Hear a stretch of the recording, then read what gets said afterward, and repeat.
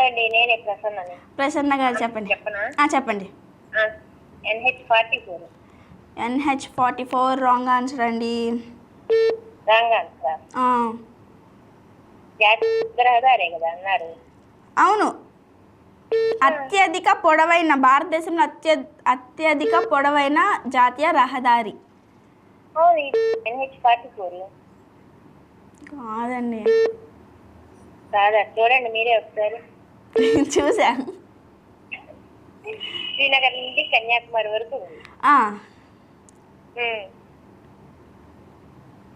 అదే అది మీరు NH47 అని చెప్పిన అది నాకు తెలీదు. నాకు తెలిసిందైతే మళ్ళీ మీరు చెప్పారు.